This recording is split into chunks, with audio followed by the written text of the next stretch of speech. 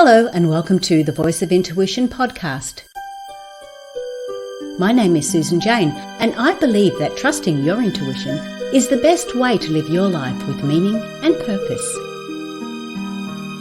Each week you will hear about how you can connect, develop and trust your intuition through the wonderful array of guests we have on the show and my own personal experiences. Join me to understand how your intuition can guide you towards a life full of meaning and loving purpose.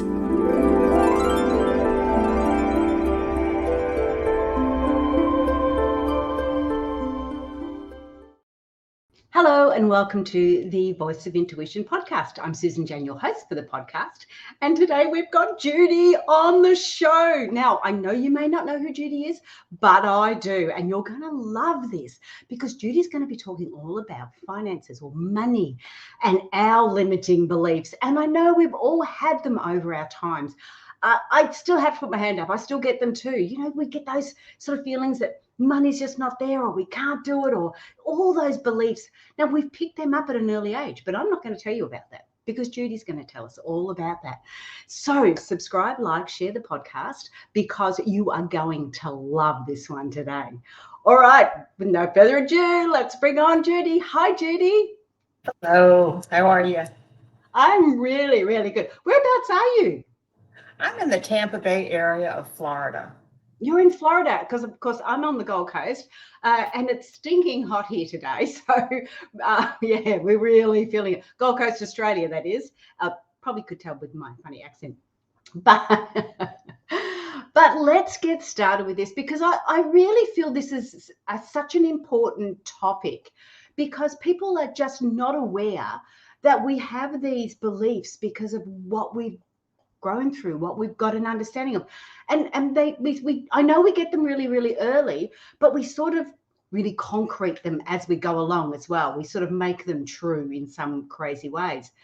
But what I want to first do, Judy, is ask you about your life. How did you get from being wherever you were, and you can tell us that, to where you are now? All right, sure. As an IT management. And so I didn't have much exposure to things like subconscious beliefs or how you might change them.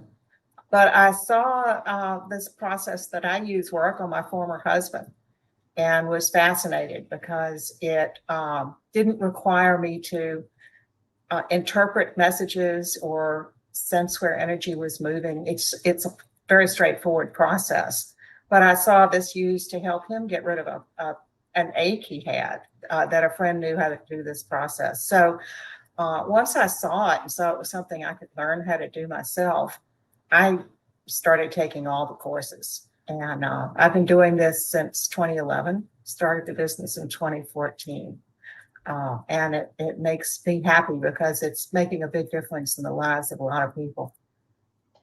Okay, so you actually witnessed it happening, witnessed the change, and that was like your aha moment. That was your, okay, this stuff can work. Like this is not so woo-woo. It can actually work.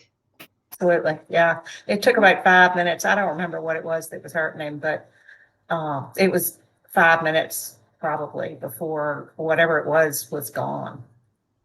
Wow. Oh, that's amazing. Yeah, and the funny thing is that with all the people that I've interviewed over the years, I haven't had anyone that's sort of said, I watched it happen and then I wanted to do it. So you must have been open already to it. You must have had a little bit of an understanding to it. Well, I got exposed to people who could do different things, different modalities. I just had not really experienced them myself or seen such a concrete example of them working. So yeah, this was a real clear message that this was something that was a big deal that had a lot of possibilities with it. And what was the actual modality? What was that one called? Is it the same one you're doing? The only thing I know. Okay. So what was it called? It's PSYCH-K, PSYCH-K. It's been around since the 80s.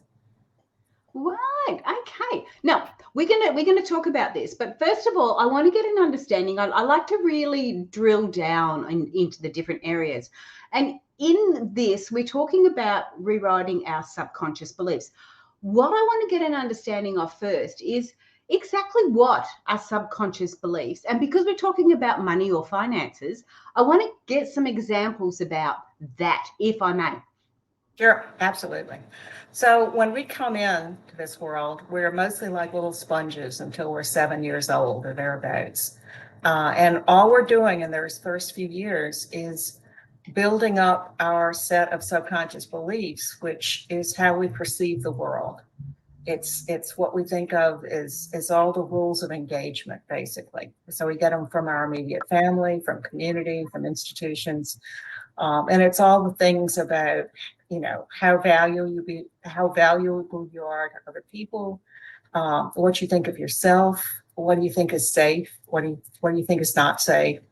All of those beliefs are how we perceive the world and translate, what it means to us. Okay, so when we're talking about, you're saying from the like very early ages up to the age of 7 type thing, that's when we do all our learnings, which I absolutely agree with. That's exactly what we do.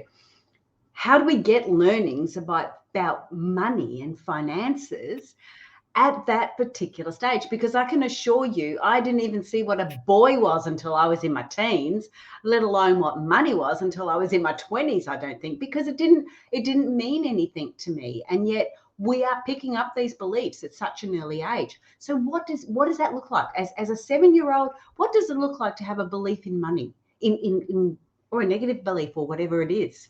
Sure. Well, if everybody in the family thinks there's not enough money to go around, that it's very scarce, you're going to grow up thinking it's not available. If you think that that something is too expensive to buy, if you think that it's not good to have more than you need, you don't want to be greedy. Sometimes people don't. It's not okay to have a lot of money because you don't want to be like those other people that you don't like the way they act. Um, there are all sorts of beliefs that you get. The message of we can't afford that, or money doesn't grow on trees, or you don't deserve nice things. I should never have bought you that because you didn't deserve it. Little kids can break a present at Christmas. And, an exasperated parent can just say, well, you don't deserve to have new toys. You can pick up beliefs like that from anything. Sometimes it's an ongoing message, and sometimes it's a one-time thing that sticks. Now you're starting to talk. This is what I'm liking, because, when people sort of say to me, oh, we pick up our beliefs by the age of 7. And I sort of go, well, I don't remember those. But I do remember the life that I was living in that sort of an area. Now, I grew up with a lot of kids. There was 8 kids in my family. So just that in itself, Mum didn't have to say, we can't afford that. I somehow knew that we couldn't afford that. And so this was this belief that I've picked up. Now, I don't know how I picked it up, but that was a belief I had. And so when we are referring to our children, when we are living in our lifestyle, living in our world, we have to be very mindful that if we've got somebody under the age of 7, even if we've got somebody older, we're actually relaying those messages to them because they're our beliefs that we're putting onto our children.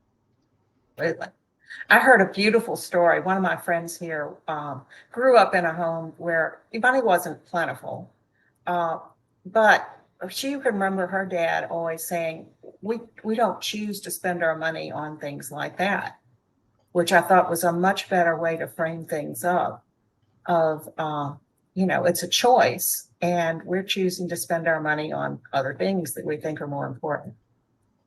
Yes, and I've heard that before. It is such, but of course I learned that as an adult, and my kids too. Oops, sorry about that, kids. Right. But it is true, yeah. And this is part of those self-doubt beliefs. Why I'm bringing that up and why I'm bringing it forward so much is because I think sometimes when we're doing all this learning, we can be a little bit hard on ourselves. And when we realize that we've picked this information up that we didn't even know that we were picking up. And that's where these beliefs come in so strongly, that we've had them in our system for so long and we just aren't aware of it. You know, I've heard people say, oh, you shouldn't be thinking like that. Well, guess what? I didn't know that you shouldn't be thinking like that. And sometimes we can be so hard on ourselves when we don't need to be. So tell me a little bit more about, we've got to this stage where we've hit 7, we've learned a lot of those beliefs. How are we concreting those beliefs in? Well, we make choices based on those beliefs, right? And the more we choose things and the more we see things, the brain is wired to find examples to support our beliefs. So the longer we go with a belief, the more evidence we're going to be seeing that supports that belief. So that's kind of how they get concreted in. But the impact of the beliefs on you with the money or anything, basically, is it makes all your choices different. If you have a belief that you're going to easily run out of money, then it's you don't want to spend it on things, right? You don't think it's safe to be able to spend the money on something because you think you're going to run out. So you make choices on where you live and the type of job you choose, and all sorts of things that are based on financial decisions, based on your fear that the money's going to run out. Yeah, okay. So I'm doing examples here as I go along. All right. So say as a child, with lots of people in my family, lots of brothers and sisters, I had this belief that you don't waste things. So a very strong belief that, you know, don't be wasteful. Now, it could be to do with finances. It could be to do with environment. It could be to do with whatever it is to do with. But it's like, I can't waste things. And one of the things that I remember as a child was, if you didn't eat all your dinner, you didn't get dessert. And even today, as an adult, I still have to eat what's on my plate. And I really struggle to eat that sometimes. But that's an example of that limiting belief, isn't it? Yes, yeah. Yeah, any of those things that are where you struggle, where you get frustrated or feel fear or anger, or if there's a pattern where there is resistance or discomfort about something on a regular basis, there's subconscious beliefs there that are working with you against what you consciously would prefer. Yeah, because I can turn around and say, look, I really don't feel like eating that, and yet I still sit there and do it half the time. But with the money side of things, so when there was another aspect, and I remember when I first started going through subconscious beliefs, it was actually quite some time ago, but I remember going through it and it was like, okay, I know I have to think differently about money, but the reality is, this is my way of thinking, the reality is I don't have money in the bank.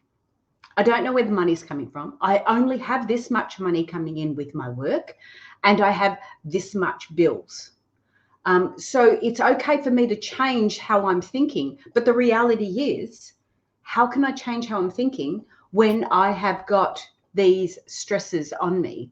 But, you know, paying bills and all the rest of it. So how do you help somebody with that? Like, how do we go with that?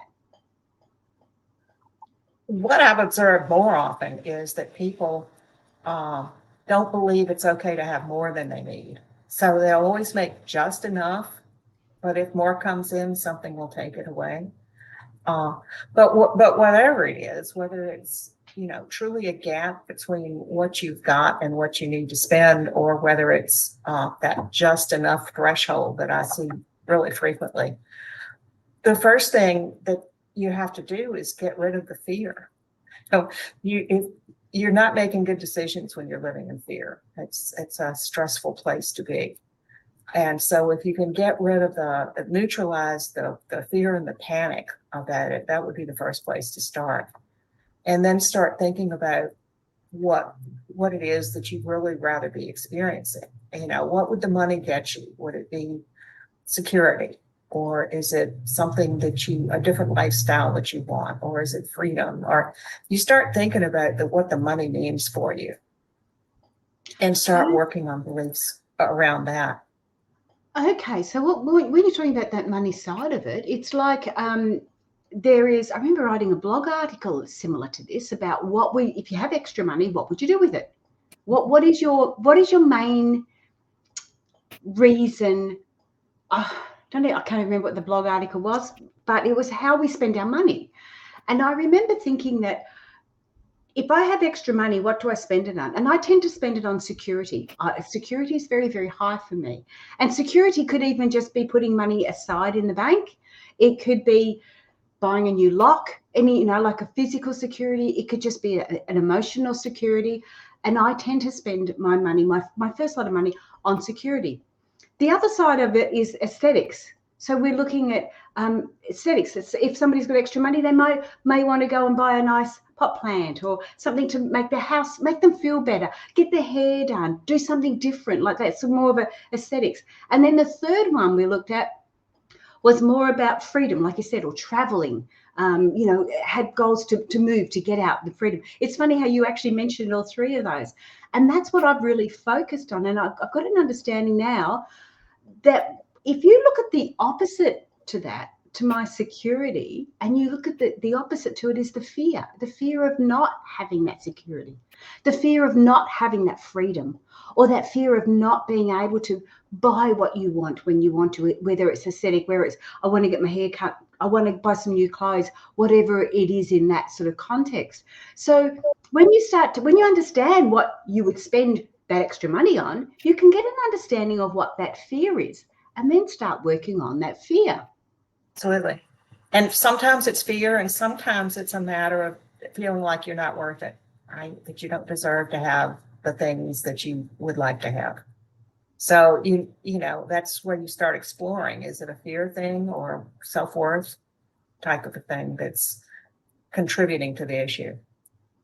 Yeah. Okay. And so that's what you look at first. So we look at what is actually creating the problem to start with, and that is that subconscious limiting belief, isn't it? Yeah. How do you help people with that? Well, when they come in, usually they are very good at describing what they don't want, but they frequently don't have an easy time saying what they actually do want. They just don't want that anymore. So first of all, we figure out what they really would like.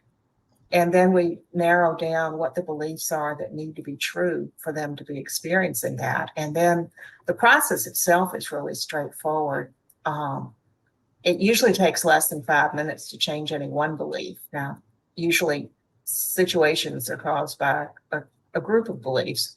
So it will usually take more than 5 minutes to solve a whole situation. But it's a fast change process. And every time you change one belief, you're taking away one of the things that is keeping you from the goal that you want. Yeah, okay. And it is very true about the, getting a little bit of echo in there. That's very true about not knowing what you want, considering so many people do say, oh, I don't want to be like that, or I don't want this, or I don't want that. I even said it to my partner, what do you want to do next? Or what do you want to do, in the next couple of years? And he sort of said, oh, I just want to get this health thing fixed up. I don't want to be sick anymore. And it's like, what are you focusing on here? Yeah, absolutely. Yeah. It's really hard for a lot of people to figure out what they really want. So, the people I see and most of the people I know in one way or another, they're making all their choices based on what they're trying to avoid. Yeah, that's very, very true. Oops, sorry, I better put it back on. Yes, that's very, very true. It is that they do make their decisions on what they're trying to avoid, what they don't want.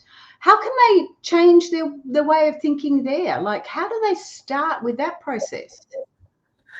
Well, the first thing I always advise people is figure out what it is you want and then start filling in the details. Get really clear about what the details are about that new existence. Think of examples of how things would be in your life and zero in on what the visual details would be. What are you hearing people say? What are you saying to yourself?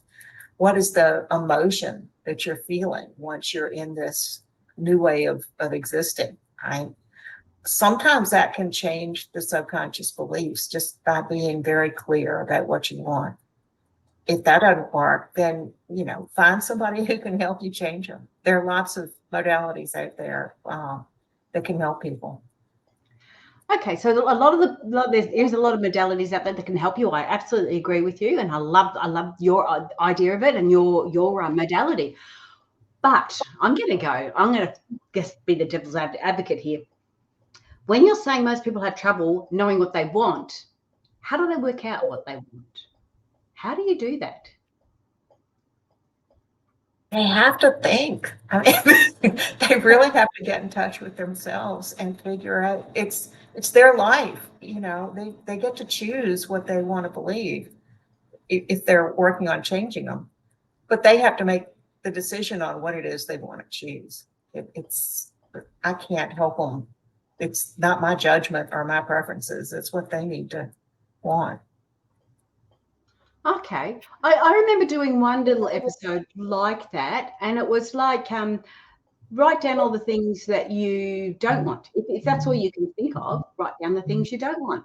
And then I had to actually go forward, and everything I didn't want, I had to rephrase it to the opposite.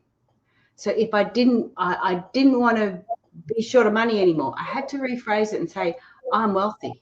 I've got plenty of money. Life's good. And start putting in some different areas there. And then once I did that and I had this big long list of it, it was like, well, what actually is important in there? What actually is in that list that really does resonate with me? And that's sort of how I got an understanding of what I wanted. Because it's really challenging to try and find out what you want. It can be, right? Yep. People are sure they know when they come in because they know the problem. But you kind of have to define, when I was in IT and people would want changes to their systems, right? They had a problem with the way the system was functioning, or they had a new feature they wanted to add. They had to tell me what it was they wanted. I could make suggestions. I could say, this is what I've seen other people do. These are some things you might want to consider, but they're the ones who figure out what it is they want for their system. And it's the same way with your beliefs. Yeah. Okay. So when you're talking about getting an understanding of those beliefs, it is about maybe doing the meditation or getting more in contact with yourself and how you're feeling. Yeah. Yeah. And you're right. You can contrast it to what it is that's going on that you don't care for. But you need to figure out what to replace it with. Yeah, absolutely. Okay. I actually want to say, first of all, before I go any further, because I've got the little ticky tape going down at the bottom, but the people on the podcast can't read that. They can only hear. So if you want to connect with Judy, her website is alignedconsciousness.com. So ALIGNED, alignedconsciousness.com. So you can contact with Judy there. Now, okay, so I've got this. I could hear that echo coming back again. I've got this limiting belief on finances, because we're talking about money. What would be I know we've talked about the steps, but I want to actually really narrow it down just to finance. So what would be the first thing that you would tell somebody to do? Well, it depends on what their beliefs were. So, I work a lot of times with people who have their own business, a lot of entrepreneurs. So I can give you an example of some of the things that I have seen. I have seen people who are panic-stricken at the idea of having to write a check for anything. Anytime the bills needed to be paid, they would feel almost frozen with the thought of having to spend that money. And with that one, it's an emotion that comes up with them. That's a really uncomfortable emotion. And with those, instead of coming up with an affirmation style statement, we work at transforming that stress around that situation into peace and non-attachment. And that way they can not be reacting to situations. They can be responding to them and making better choices. It's the same type of thing I do with people with phobias. So, I've seen many people who just transform that stress around money to peace and non-attachment.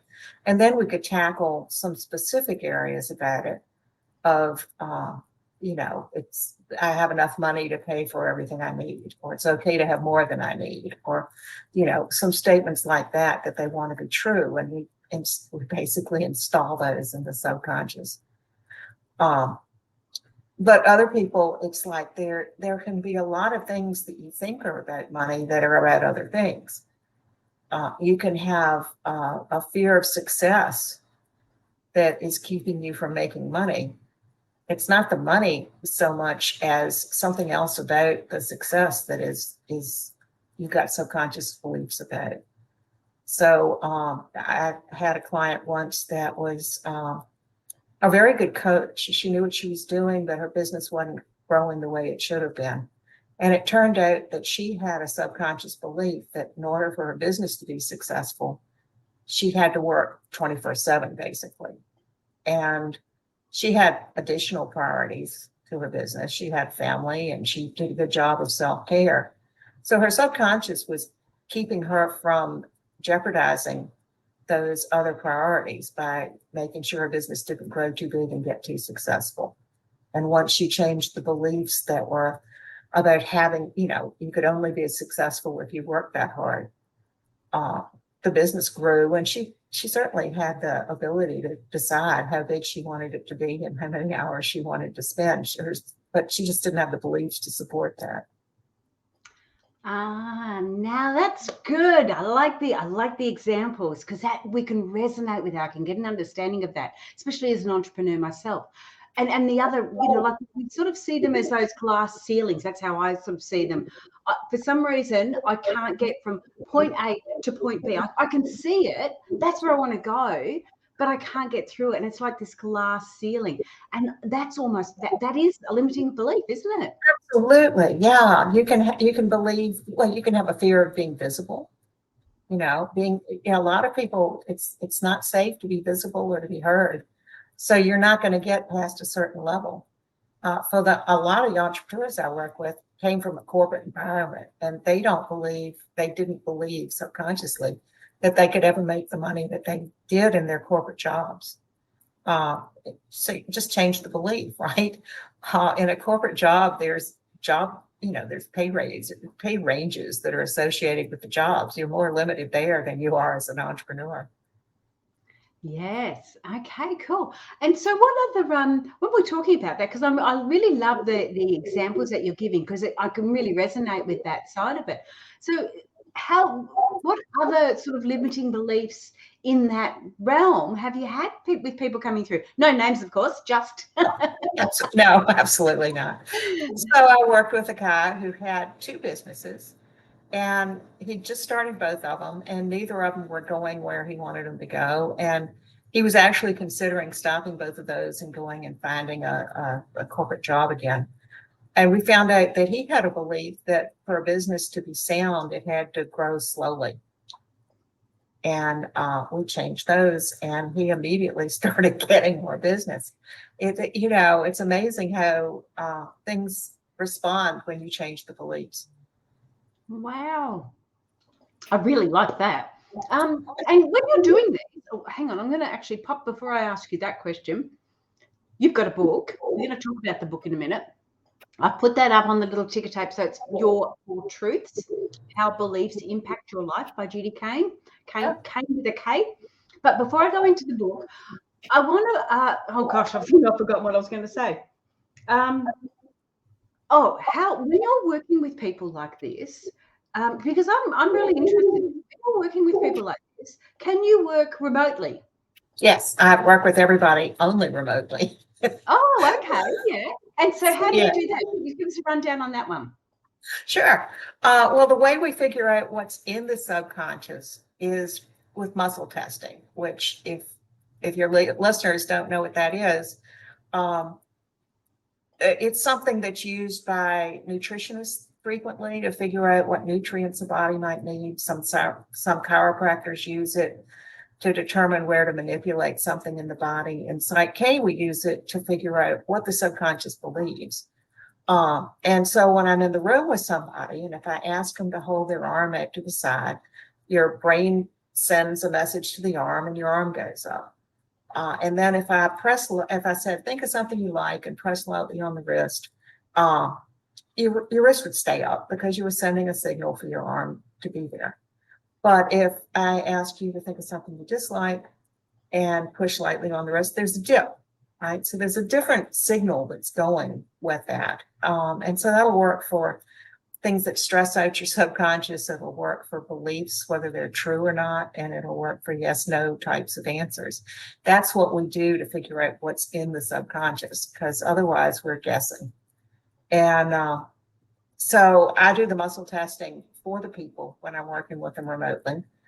And we just go through and you know, if it's a statement they want to be true and they say it and it tests weak, that means your subconscious did not believe that.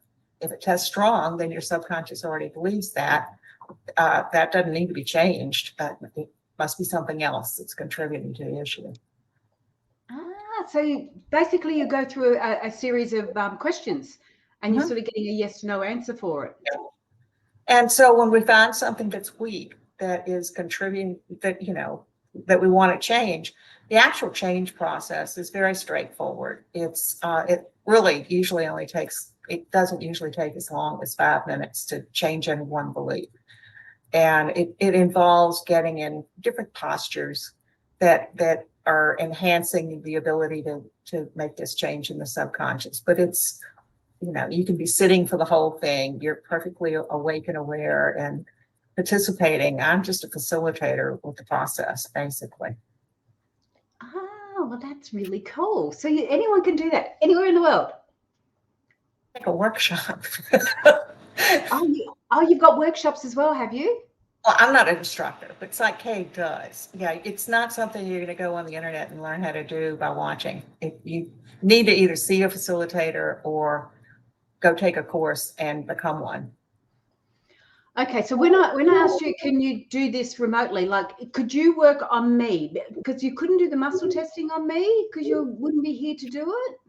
No, I can. That's what I do for the client when I'm working with them remotely. I do the muscle testing part.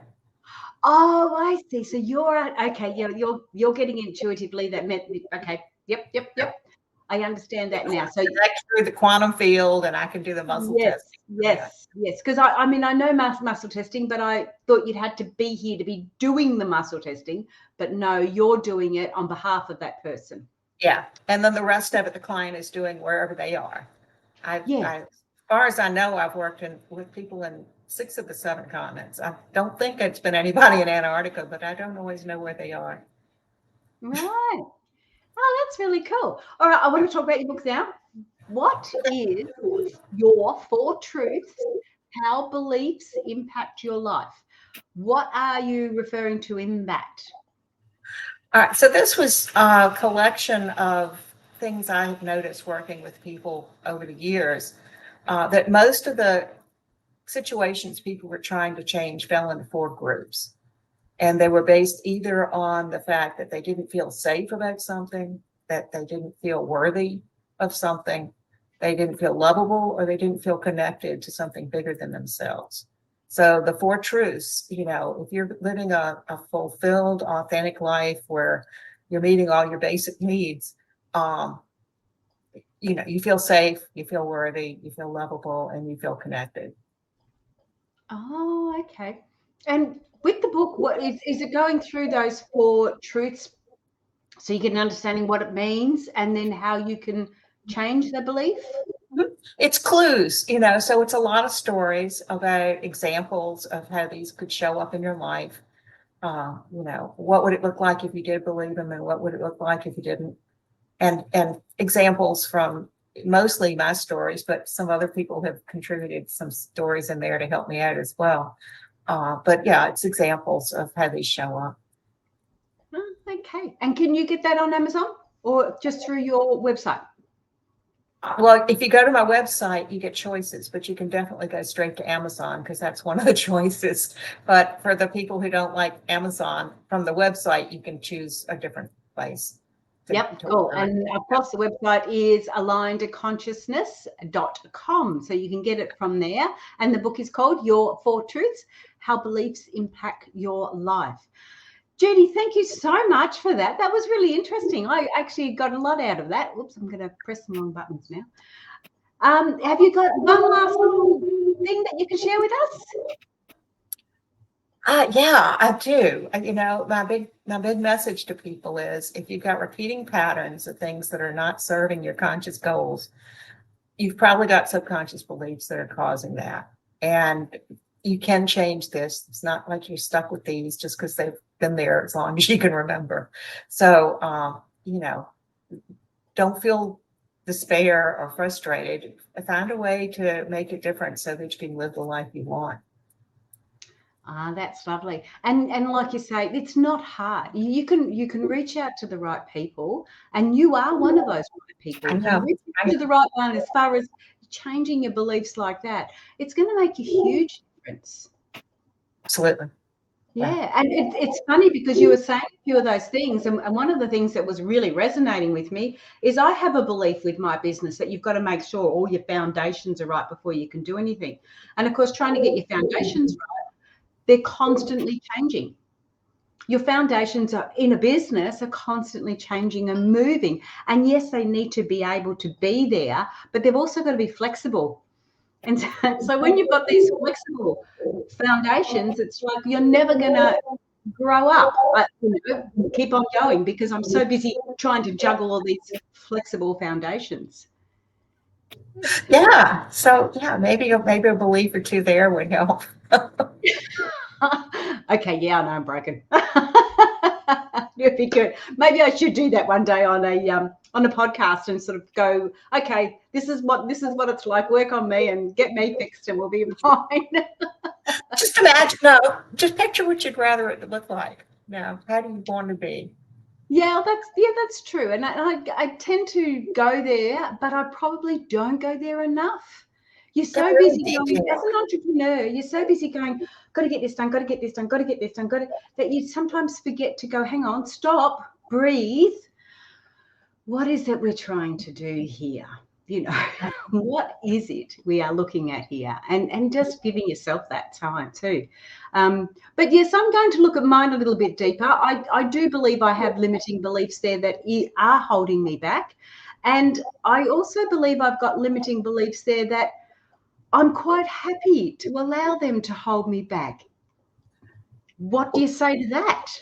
Absolutely. That is one of the things that is a troublesome aspect is if you're really attached to your story, if there's some secondary benefit to the situation that you're trying to change, it's going to be hard to do that until you get rid of that, until you figure out what the benefit is for it, find another way to get that benefit, or find a way to retell your conscious story, the story you tell yourself, because those conscious beliefs can be just as troublesome as the subconscious ones.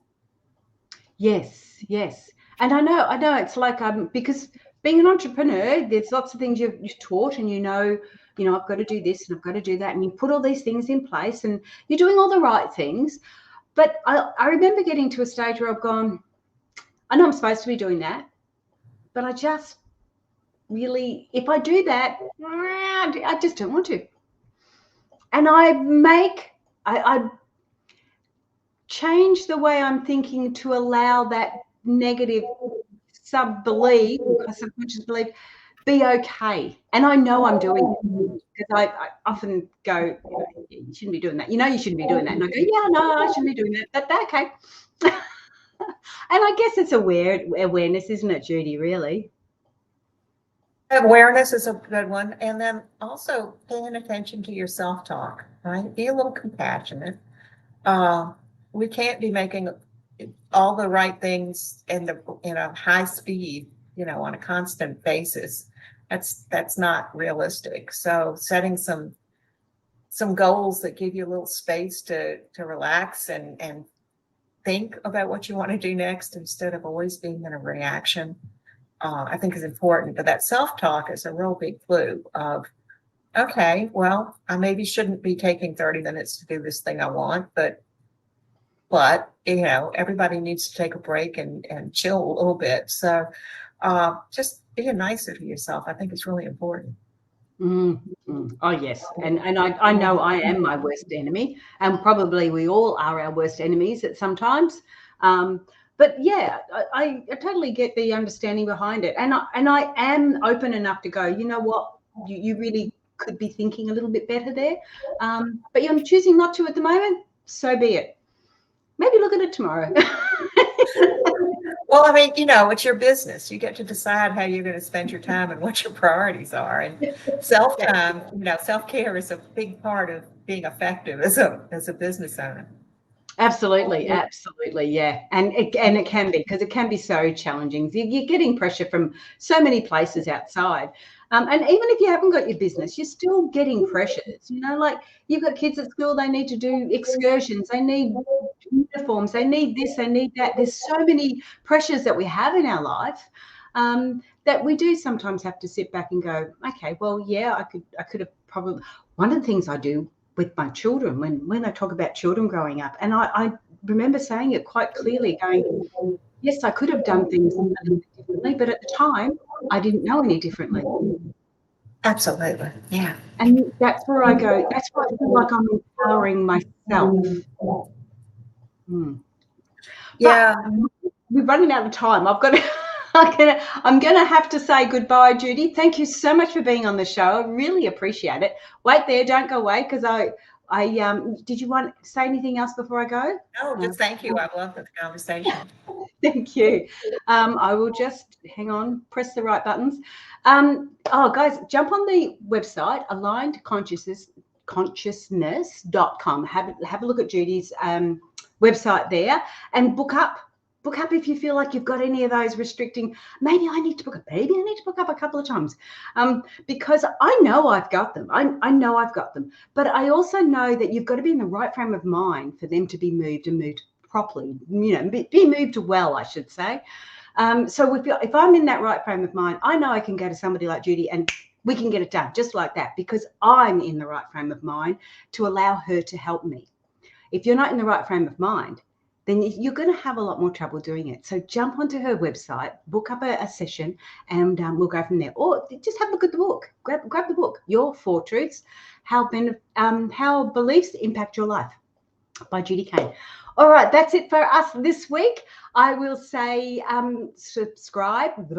I will say subscribe, like, share the podcast. We would really love to have you on board.